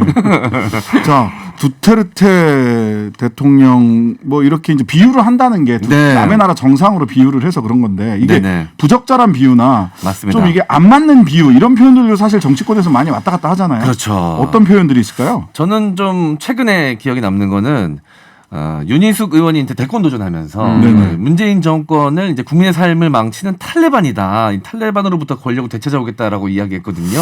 아, 그래서 중동 가시나 그랬어요. 탈레반이 권력을 잡았는데 아프가니스탄에. 굉장히 부적절한 비유였다라는 느낌을 좀 받았었거든요. 거기도 이제 탈레반이 한 국가를 책임지는 여당이 된 거예요. 말하자면. 네, 맞습니다. 네. 거기 가서 정권을 왜 찾아오실까? 근데 이제 네. 또 윤희숙 의원이 이제 부친의 부동산 투기 의혹 받으면서 역풍을 또 받았거든요. 그 표현을 자기가 또 받고 있어요. 땅레반이라고 막 이 조롱 표현이 또 있거든요. 네, 땅레반이라고 그러더라고요. 네. SNS에서. 예. 자, 다른 의원들도 이제 두테르테 설전에 합류했는데 장성민 전 의원은 네.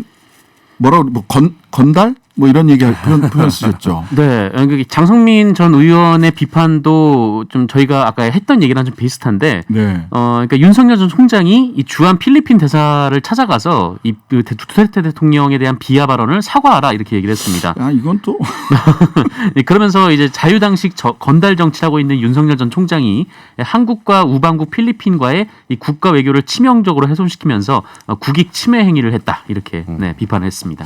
근데 오늘 결국 윤석열 네. 캠프 측에서 해명을 했는데 네. 뭐라고 해명을 했나요? 네.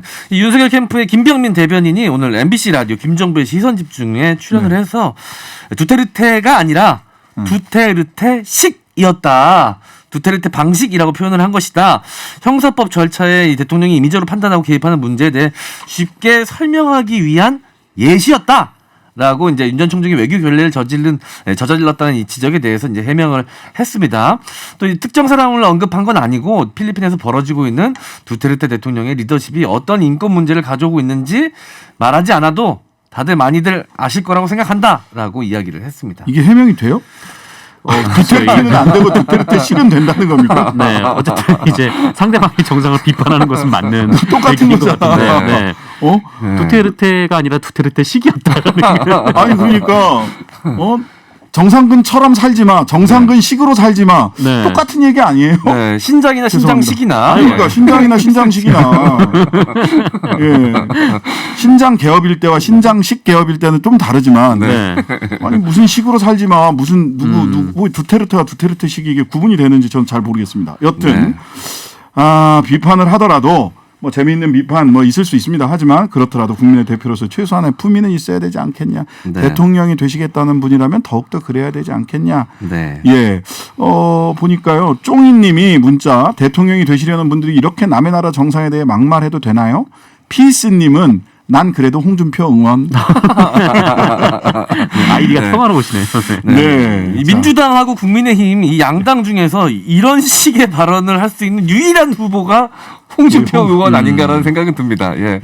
자, 네. 사형제도 언급도 그렇고요. 네. 네. 저런 놈 그냥 바로 나오시죠. 근데 저분은 그분은 그렇게 해도 그냥 그러려니 하는 게 있는 것 같아요. 좀 신기합니다. 예, 어쨌든 두테르테 대통령 언급을 홍준표 의원도 하고 윤석열 전 총장도 했는데 네. 지금 윤석열 전 총장이 훨씬 더 지금 그렇죠. 비판받고 있는 상황이거든요. 참 재밌습니다. 네. 하여튼간에. 자, 그러면은 두 번째 후보 한번 찾아보겠습니다.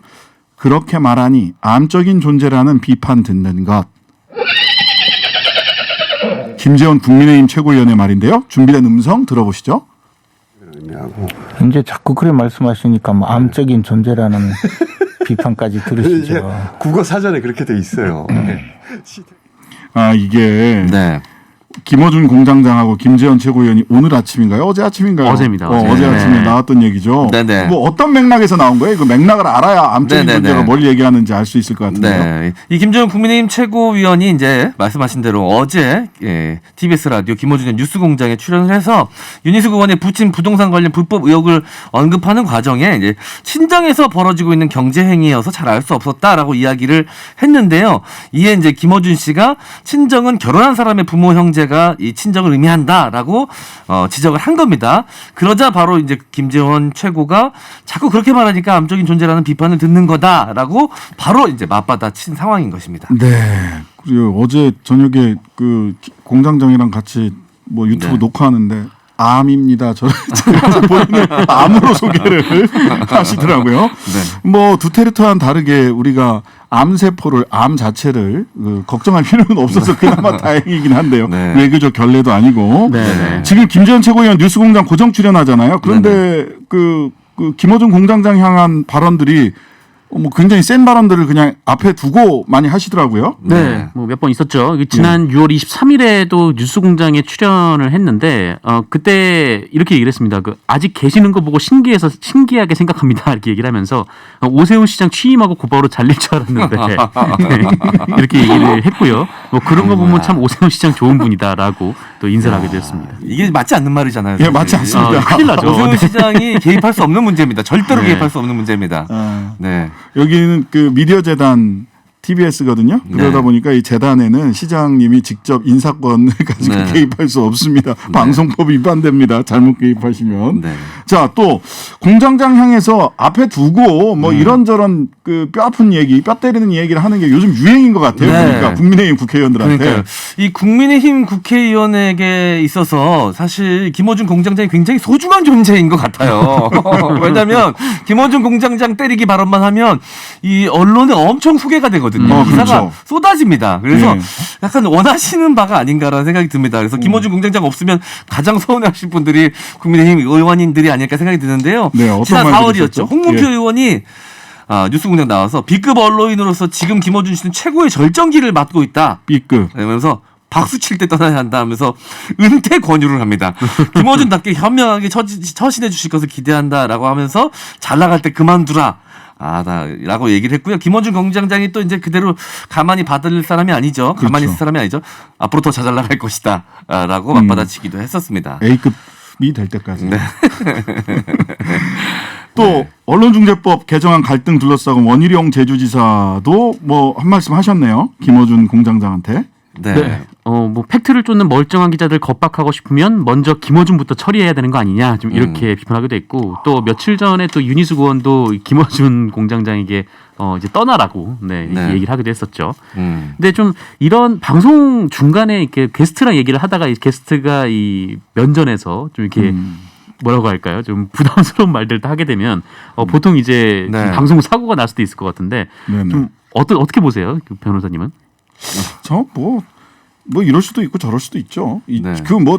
그 이렇게 농담을 농담으로 받고 또 이렇게 위트를 위트로 받아야 되는데 근데 이제 그 선을 넘느냐 안 넘느냐 이게 중요하지 않나 싶습니다. 사실은. 네. 예. 근데 일단 김어준 공장장이 굉장히 맷집이 세신 것 같아요. 그렇죠. 예. 암적인 존재라는 표현에도 보통 제가 암입니다라고 이렇게 소개를 영어로 하면 암이네요. 암이 영어였습니까? I'm am 이렇게 되는 I'm am. 영국가 나오셨는데 발음이 좀 I'm am 그 얘기 하시는 거죠? 줄여서 영국식 영어로 am 이렇게 합니다. 예. 네, 제가 받아들이지 못하시네요. 예. 네. 어쨌든 뭐 김어준 공장장이 굉장히 좀 유쾌하게 받아서 크게 또 비하되지는 않는 것 같기도 합니다. 네. 그 김재현 최고위원도 홍준표 의원만큼 요새 언변이 화려하신데 그만큼 또 구설도 많이 구설에도 많이 휘말리고 있어요. 어떤 말씀들 우리 김재현 최고위원들 지금 시전하고 계신지. 네. 그 뉴스공장에서 했던 말 전 또 기억나요. 이 민주당에서 한참 이 경선 과정에 네거티브 많이 일어나고 있을 때 어떻게 보시냐라고 김어준 공장장이 질문을 하자 박 터지게 싸우다가 당이 두 동강 났으면 좋겠다라고 대답하셨었거든요. 굉장히 좀 기억에 남았고 근데 김재원 최고가 하니까 또 그냥 그렇게 또 그냥 농담처럼 넘어가는 부분도 있기도 한데 또 이제 한 유튜브 채널 봉원반점 정봉주 전 의원이랑 김재원 최고가 함께 운영하는 유튜브 채널인데요. 이제 홍 의원과 손잡을 생각 없냐는 물음에 없다. 당선 가능성이 별로인 것 같다.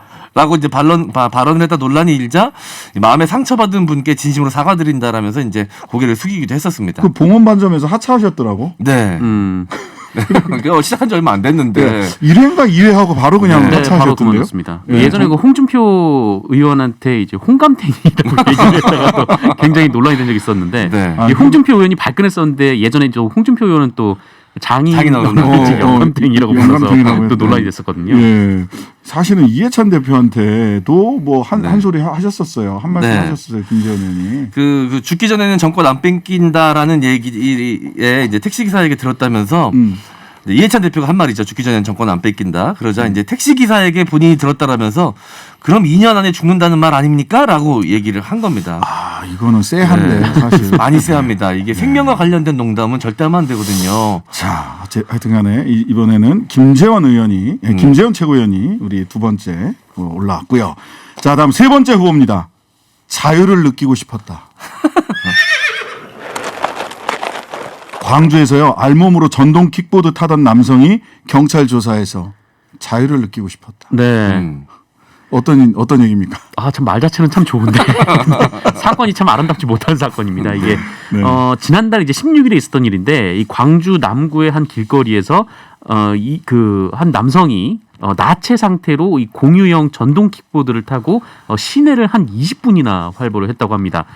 그러다가 이제 귀가하던 20대 여성을 발견하고 이 여성을 이제 뒤에서 끌어안았는데 이 여성분이 당연히 깜짝 놀라죠. 네. 앞으로 쓰러지면서 이제 팔과 다리에 이제 상처를 입는 그런 일이 있었고 이 범행 후에 이 남성은 전동 킥보드를 타고 또 그대로 도주를 했습니다. 네. 그리고 경찰이 영상을 확인한 후에 그 범행 5일 만에 이 남성을 검거했는데 이 남성은 이제 충동적인 범행을 주장했고요. 또 범행 일체를 자백을 했고 남성을 또 경찰은 기소 의견으로 송치를 했습니다.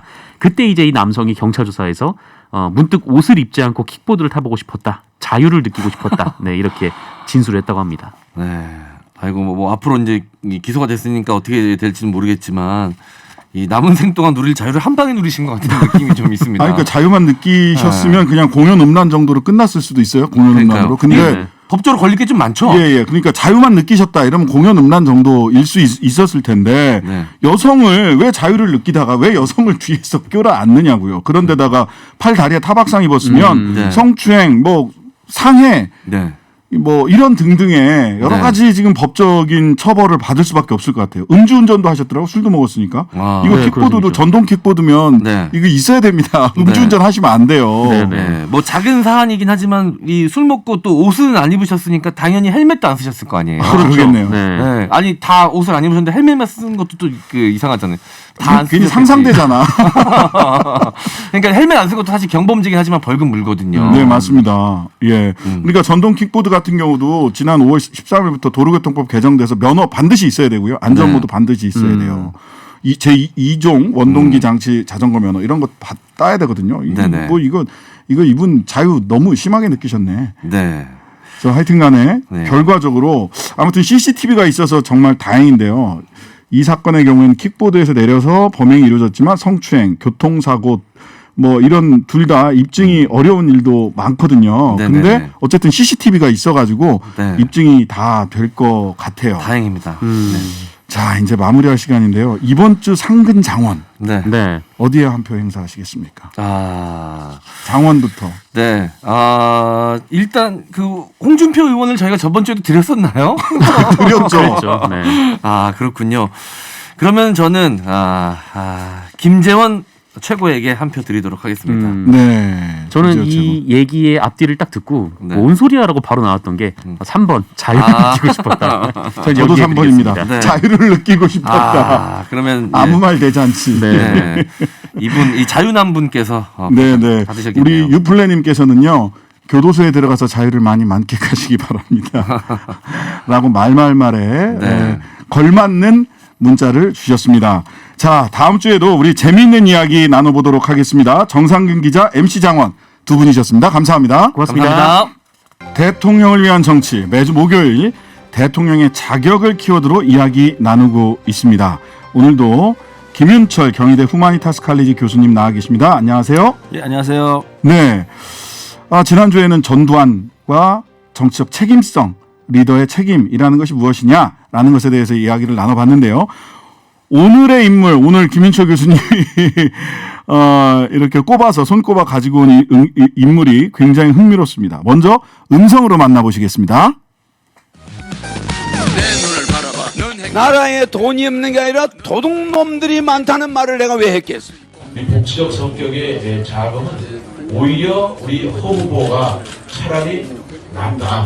이재명보다는 훨씬 좋은 그런 공약이다. 이 나라를 내가 지키겠노라. Right now. 네. 누군지 우리가 잘 아시는 분의 목소리와 낯설다 싶은 목소리가 이렇게 한 분씩 있습니다. 한 분은 우리 허경영 총재님이라는 말씀이 딱 어울리는. 네. 그리고 한 분은 국민의힘 대권 주자인 안상수 전 인천시장님이세요. 이재명보다 훨씬 낫다. 네. 지난달 31일 엊그제네요. 이틀 전 허경영 명예총재가 국가혁명당 명예총재가 거주하고 있는 하늘궁입니다. 네. 네, 하늘궁에서 회동을 갖고 공동선언문을 발표를 했는데 도대체 왜 만났는지 왜 만났다고 하는 겁니까? 두 사람. 글쎄요, 원래 허경영 명예총재는 안철수 단일화 제안했죠. 예, 그렇죠. 단일화 제안을 했는데 답이 없어요. 네. 다른 안 씨를 찾은 게 아닌가 싶은데 안 씨를 좋아하시는지. 네. 근데 이제 한간에서는 어쨌든 허경영 대표에 대한 재평가 이래가지고 일종의 또 다시 허경영 현상이라고 하는 게 좀 생겨나고 있거든요. 네네네. 근데 이제 이런 기운을 제도 정치권에 내가 정말 명실상부한 대권 주자고 현실 정치인이야라고 하는 걸 좀 뭔가 어필을 지금 그냥 좀 코미디언 같고 이렇잖아요. 근데 네, 그렇죠. 그게 아닌 걸 좀 현실화시키고 싶어서 안철수 전 대표한테도 얘기를 했고 안철수 대표한테도. 네, 단일화 제안했고. 근데 이제 그게 안 되니까 이제 같은 안 씨더라도 안상수 시장도 또 한편으로는 대선 출마를 했는데 네. 아시는 분이 전혀 없잖아요. 국민의힘 내부도 그렇고. 빗자루 들고 나왔다 이런. 그렇죠. 정도. 이번 통해 가지고 오히려 허경영 총재를 만나서 알게 된 거거든요. 그러니까 이게 요새 속된 말로 관종 정치라 그러잖아요. 네. 스스로 이제 자꾸 보이고 그냥 눈길을 끌려고 하는데 안달이 난. 이제 그런 차원에서 허경영 총재랑 만나고 하면서 좀 활로를 좀 잡아보자 이런 거 아닌가 이런 생각이 들죠. 허경영 총재는 오히려 굉장히 정치적인 만남이네요. 그렇죠. 나는 현실 정치인이다. 네네. 난 방송인이 아니다. 그렇습니다. 인천시장도 했고 이런 이제 현실 정치인이 진짜 이제 자기를 만나서 힘을 모으겠다 이런 얘기를 이제 하는 게 굉장히 덕을 본 거죠. 그다음에 안상수 후보는 관종 정치의 실천이었다. 그렇죠. 네. 야, 이 공동 발표문도 내셨어요. 예. 공동 발표문에는 어떤 내용들로 공동 발표문을 내셨나요? 특별히 새로운 건 없고 공동 발표문이라고 하는 기사도 보고 제가 그래서 우리 이번에 대통령 자격할 때 허경영 총재 얘기 좀 해보자 이런 생각이 들어서 찾아봤는데요. 네. 공동 발표문이 없어요. 그 발표 기사는 있는데 발표문이 없어요. 그러니까 공동 발표를 했다는 퍼포먼스에 대한 기사는 있는데 발표문은 없어서 두 분이서 비밀이 갖고 계신지 아닌지 제가 찾는데 이제 못 찾아서 그런지 모르지만 어쨌든 했던 얘기예요. 방금 우리 청취자 여러분들 들으셨던 나라에 돈이 없는 게 아니라 도둑놈이 많은 겁니다. 많다. 그거 굉장히 감동하는 분들 많았습니다. 이 부분에 두 분이 멋진 얘기죠. 그러니까 안상수 전 시장도 관종 정치 차원이긴 하지만 이런 얘기도 했거든요. 그래도 통찰력이 있다 이거예요. 네. 그러니까요. 그런 이야기 하고 그래서 이제 서로 좀 칭찬하다가 통찰력도 있고 그랬더니 또 허경영 총재는 안상수 전 시장에게 메가시티 인천 메가시티 같은 걸 만드신 아인슈타인 같은 천재형의 정치인이다 이런 이제 서로 덕담을 나누는 그런 부분을 했어요. 그런 중에 안상수 시장이 이제 이재명 지사보다 더 낫다, 더 현실적이다. 네. 이렇게 허경영 총재를 평가를 한 거죠. 네. 사실 대선 출마횟수로만 따지면은 안상수 후보는 지금 처음 출마하신 거고 두 번째입니다. 두 번째입니까? 네. 지난번에도 출마를 하셨네. 허경영 대표는 명예총재는 사실 재보궐선거 때도 그렇죠. 서울시장 재보궐선거 때도 출마를 하셨고 그때도 인기가 있었어요. 그러니까 그때 그 슬로건이었잖아요. 네. 나라에 돈이 없는 게 아니라 도둑놈이 많은 겁니다. 라는 얘기를 하셨고 사실 2007년 대선 잘 기억을 못하는데 그때는 굉장히 인상적이었던 게 대선에서 당시 이인재 후보랑 득표율 차이가 얼마 안 나기도 했던. 네. 이인재 후보가 당시에 0.68%인가 얻으셨어요. 그래서 찾아보니까는 이제 근데 이때 허경영 후보는 0.41% 정도. 이거 근소하죠. 한 6, 7만 표 정도 차이가 났는데 이인재 후보가 처음에 대선에 나왔을 때는 19.21%를 얻어가지고 굉장한 제3의 후보 이렇게 아주 그냥 그 기운찬 그 모습을 보였었는데 완전히 그러니까 이건 사실은 어떻게 보면 허경영 후보가 잘했다기보다는 이인재 후보가 좀 이제 창피스러운 거죠. 그래도 화제는 올랐었습니다. 네. 이번에도 행주대첩에서 장군 말 타고 장군 복장으로 재밌었습니다. 출마 선언하셨어요. 네. 제가 행주산성 가끔 가거든요. 집도 가깝고. 아, 일산 쪽이시구나. 예. 예. 가끔 가는데 뭐 이번에 어떻게 날이 안 맞아가지고 보지 못했습니다만 하여간 그런 어떤 이 퍼포먼스의 달인 수준에 있는 거는 맞는 것 같아요. 맞아요. 제가 전에 여의도에서 그 검은색 우리나라에서 제일 큰 세단에 그때는 이제 공화당 시절에 공화당이란 당명을 허경영 총재께서 쓰실 때 소를 모델을 만들어 가지고 자동차 위에 지붕 위에다가 황소 모델을 이렇게 올려놓고 다니시더라고. 예, 그 저 사진으로 봤습니다. 네, 저는 직접 봤어요. 깜짝 놀래. 누가 봐도 허경영이야. 그러니까 정말 기인이고 그 퍼포먼스의 기획 아이디어 뭐 이런 거는 정말 정말 제니어스한 측면이 있어요. 근데 이제 하여간 뭐 그 퍼포먼스로 뭐 대통령이 되고 또 퍼포먼스를 통해서 나라를 이끌 수 있다면 뭐 다 뭐 누가 대통령을 하겠어요? 다 저기 쇼를 하시는 분들이 다 대통령을 하겠죠. 그래서 이번에 이 뭐 허경영의 재평가 그러면서 현금성 정책도 뭐 돈 얼마 주겠다 결혼하면 얼마 주고 이런 얘기를 했고 그다음에 뭐 현실화되지 않은 건 그래서 공중병 빼고 다 현실화된 거 아니냐. 아, 현실화 안 된 것도 있네요. 뭐 국회의원들 전부 다 정신교육 때문에 뭐 이런 거 있었죠. 안상수 전 시장은 빼주겠다 그랬어요. 아, 그래요? 아, 자기랑 이제 약속했으니까. 약속했으니까. 이번에도 어떤 공약들을 내놨는지. 이번에 뭐 결혼하면 1억 원을 주겠다. 현금성 복지네요. 그다음에 주택 자금으로 2억 원을 주겠다. 출산하면 1인당 5천만 원을 주겠다. 이게 전 선거에서보다는 올랐어요. 액수가 올랐네요. 물가 상승의 등등 고려했는지. 그다음에 이제 모든 국민에게 1인당 긴급 생계지원금 1억 원을 주겠다. 근데 이제 이게 대통령 당선된 지 2개월 안에 이걸 하겠다. 2개월 안에. 그래서 또 그다음에 매월 국민 배당금으로 150만 원씩 주겠다. 이게 이제 뭐든지 뭘 좀 주겠다라는 공약을 내세우셨어요. 그래서 제가 이렇게 계산을 해보니까는 이 미혼 결혼 자금으로 1억 원 준다. 요것만 따져보면 지금 미혼 인구가 한 1,300만 명 좀 넘는다 그러는데 30, 40 세대만 봐도 한 최소 800만 이상이 돼요. 근데 이제 이렇게 계산하면 아까 보니까는 박용진 후보가 이렇게 통화하면서 인터뷰를 하시던데 국가부채 천조 시대라고 이런 얘기를 하는 게 귀에 들어왔어요. 이렇게 1억씩 주면 1,300조가 넘죠. 그런데 뭐 물론 이런 비판을 염두에 뒀는지 양적 완화를 통해서 2,000조를 확보해 가지고 돈을 풀겠다. 뭐 이런 또 대안도 제시는 했습니다. 이제 현실성까지 고려해서 지금 정책이 나오네요. 그렇죠. 아, 그러니까 이 허경영에 대한 재평가, 허경영 후보 명예총재에 대한 이런 그 현실 정치인인 안상수 대선 후보가 가서 만나고 어쨌든 정책 공동 퍼포먼스를 하는 것 이게 사실은 정치권에 대한 기대가 지나치게 낮아져서 발생하는 현상이 아닌가 하는 생각도 드는데 어떤가요? 저는 뭐 그렇게 보죠. 그러니까는 이게 이제 허경영 재평가라는 이름으로 사실 현실 정치에 대한 불만이라든지 불신하고 있다라고 하는 것, 또 혹은 야단차 주는 이제 따끔한 소리를 하고 있는 것 아닌가라는 생각이 들어요. 그러니까 또 이게 이런 기존의 정치권에 대해서 그런 따끔한 이야기를 할 때는 보통은 제3의 정치 세력이라든지 두 당을 비판하면서 그 어디 프랑스의 그 누구야 마크롱 같이 제3 세력이 등장을 하면서 어떤 비판을 하게 되는데 지금 허경영을 통해서 비판을 하고 있다.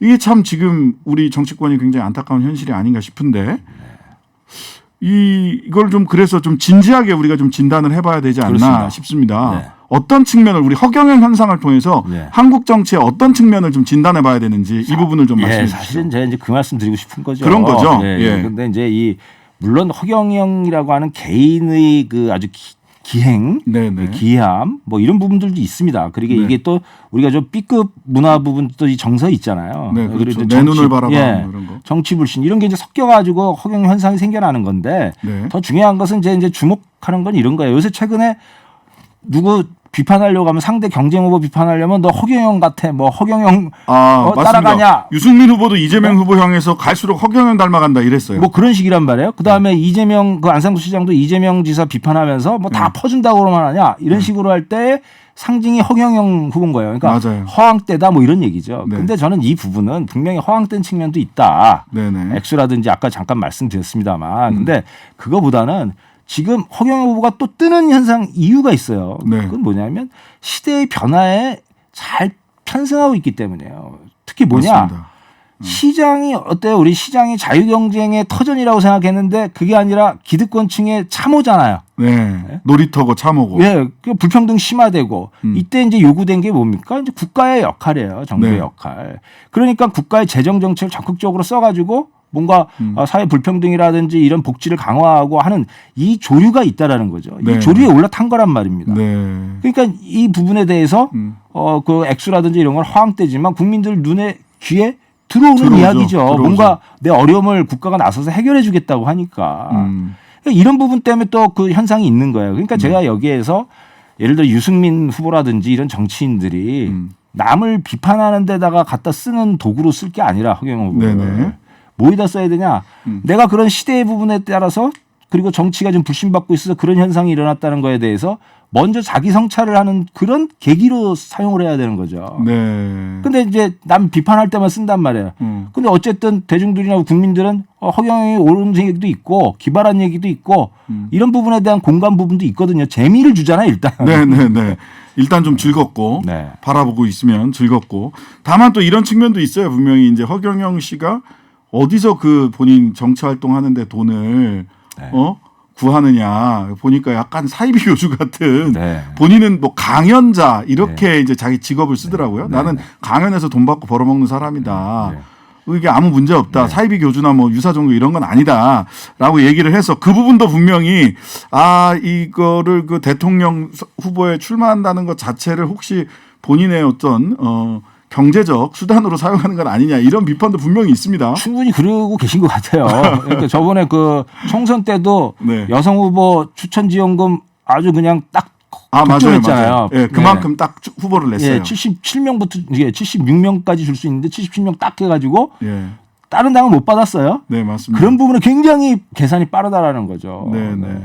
지금 이 말씀은 뭐냐면 여성 후보를 총선 때 76명 이상을 한 정당에서 공천을 하면 정부에서 보조금을 줍니다. 근데 그거를 받아간 정당이 당시 국가혁명당인가요? 하여튼간에 그 허경영 명예총재가 있었던 배당금 국가 배당금당, 국가 배당금당만 받아갔습니다. 자, 그래서 허경영에 반응하는 대중 심리를 단순히 허경영 총재를 다른 정치인을 비판하는 도구로만 쓸 것이 아니라 허경영 현상에 반영된 대중들의 심리, 대중들의 이 국가에 대한 기대, 국가는 어떤 책임을 져야 되는가 이 부분을 스스로 돌아보는 그렇죠. 하나의 거울로 삼아야 반면교사로 삼아야 된다. 맞습니다. 그래서 그런 의미에서 허경영은 회초리다. 네. 근데 이 회초리로 남 경쟁 후보를 자꾸 때리려고 그래요. 자기도 잘못해놓고서는. 내 종아리부터 내 쳐라. 종아리를 쳐야죠. 그러니까 자기각성, 성찰 이게 허경영의 의미다. 허경영 현상에. 그래서 그거를 자기를 먼저 때려서 무사람을 구하는 이게 정치의 의미거든요. 네네네. 한자의 뜻입니다. 그게. 그 본연의 정치 의미를 살리는 그 계기로 삼아라. 이런 말씀 드리고 싶은 거죠. 네. 자, 돌고 돌아서 우리 허경영과 안상수 두 분으로부터 시작해서 오늘 김윤철 교수님께서 해주신 말씀은 결과적으로 허경영은 뭐다? 회초리다. 남을 때리는 회초리로 쓸 것이 아니라 내 종아리를 치는 회초리로 대통령 후보들은 허경영 명예총재를 꼭 쓰시라라는 말씀 대통령의 자격 시간에 오늘 정리를 해주신 말씀입니다. 자, 재밌었습니다. 감사합니다. 매번 재밌다고 그러시네요. 지난주에는 책임감.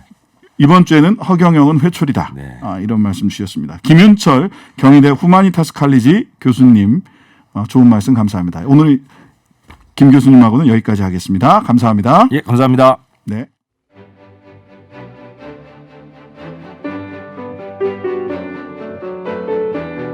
네, 피스님은요, 허 총재는 현 정치의 행위 코미디언이다. 그레스님은요, 허경영의 가치라면 정치의 엄숙주의자가다. 그리고 직선적인 개입이다. 이는 우리 정치가 선용할 필요가 있다.